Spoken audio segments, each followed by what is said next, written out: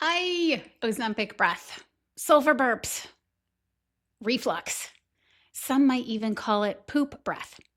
This is a symptom of being on a GLP-1 medication that impacts thousands of people. It's not talked about very much on social media.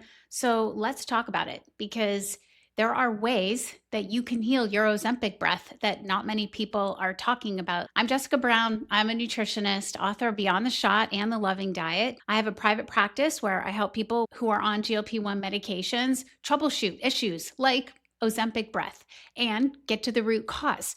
I want to talk to you about the different kinds of Ozempic breath. Did you know that there was more than one kind of Ozempic breath, and how to get to the bottom of what might be causing yours?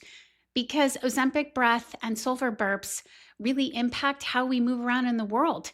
And they're a less common symptom, but they are profoundly impactful to people's lives. Okay, so first things first, some of the issues that people have with their guts on GLP-1 medications that impact their breath, that cause halitosis and bad breath and Ozempic breath and sulfur burps, are issues that they had before they started a GLP-1 medication. But the GLP-1 medication, because it slowed gastric emptying, just made matters worse.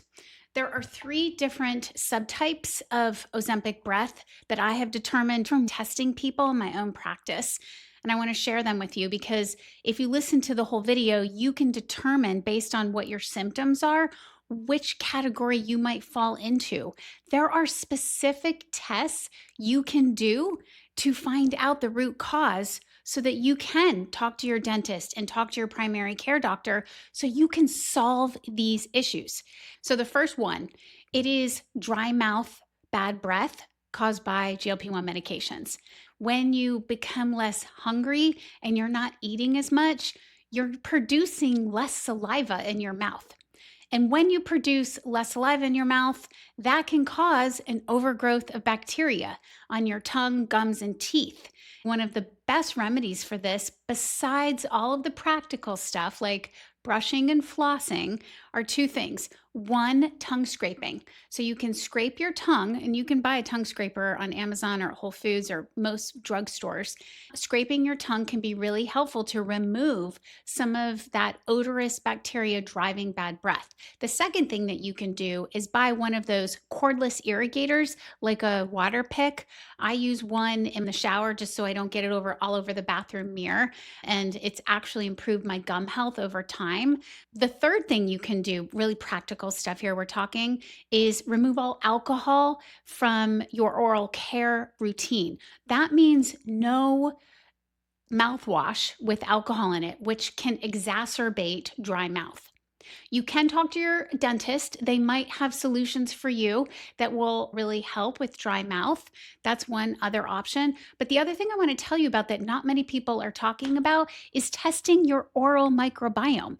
So I have no affiliation with this company, by the way. There is a company called Bristle that you can buy a test kit from.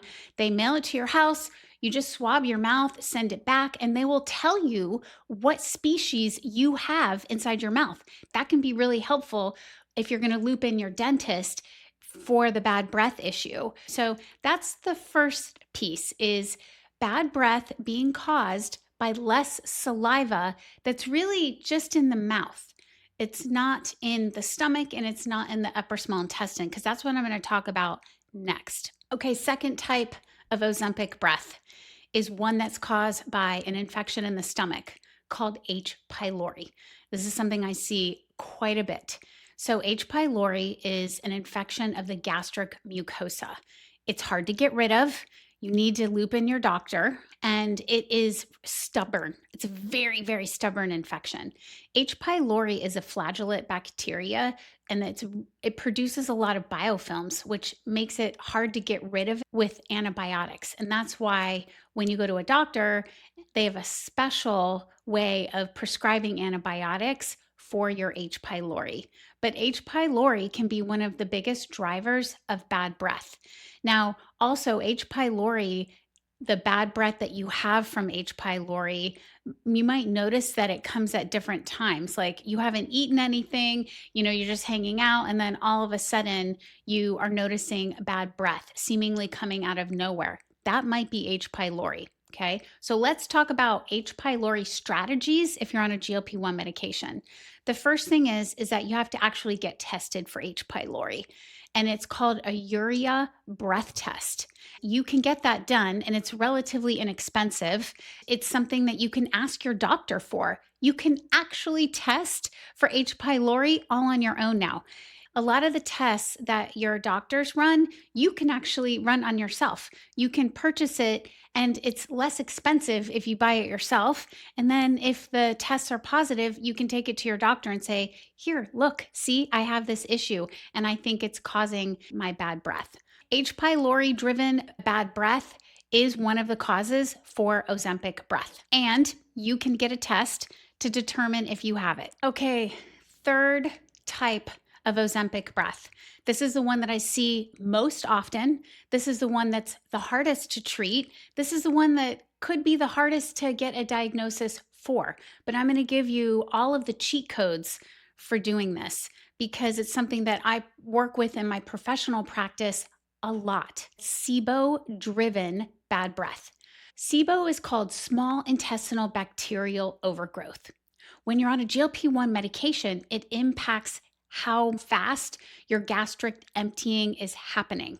And so anytime we have an impact to our motility, then you might have an issue with small intestinal bacterial overgrowth.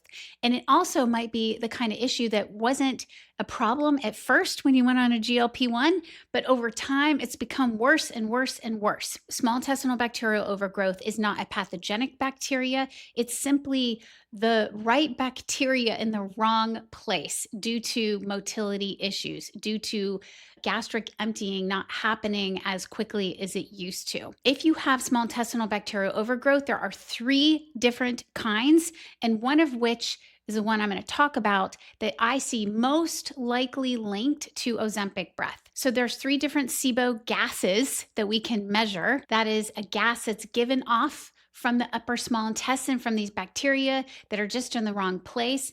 And their 3 gases are hydrogen, methane, and hydrogen sulfide. Hydrogen sulfide is the bad guy here. Hydrogen sulfide can cause sulfur burps, rotting egg burps, and poop breath. You can go to your doctor and you can ask for a SIBO test. But, and here's the biggest but, most doctors don't test for the very gas that causes sulfur burps and Ozempic breath. There's only one SIBO test that tests for hydrogen sulfide SIBO, and that is called TrioSmart. TrioSmart is the test you want. You can get it covered by insurance. You can ask your doctor for it. You can also order it all on your own. I run this test for my clients all the time. Hydrogen sulfide bad breath can come anytime. The first one that I talked about in the video, which was the dry mouth bad breath, that tends to be like morning breath. That tends to be after you haven't moved your mouth a lot and you open your mouth and you start talking, you can kind of taste or smell that bad breath. But sulfur burps and hydrogen sulfide Ozempic breath happens anytime. And that's what can make it so frustrating to diagnose. But if you think that you have small intestinal bacterial overgrowth, the very thing everybody tells you to eat while you're on a GLP-1 medication, which is tons of protein, is the very thing that can make this situation worse. When I have clients who have hydrogen sulfide small intestinal bacterial overgrowth, I tend to go lighter on the protein. I tend to have them eat smaller meals throughout the day. And if they can afford to do the test, I'd have them try an experiment like that.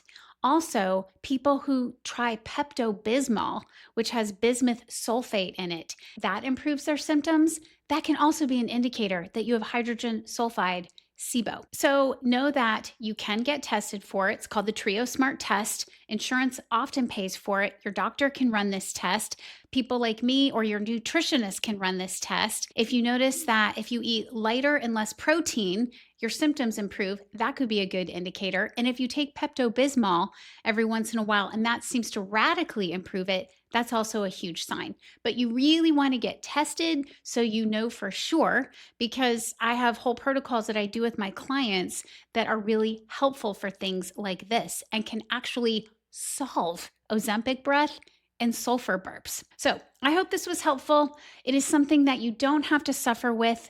You just have to find the right practitioner who knows what type of Ozempic breath or sulfur burps you have, what kinds of tests to run, and then what to do after.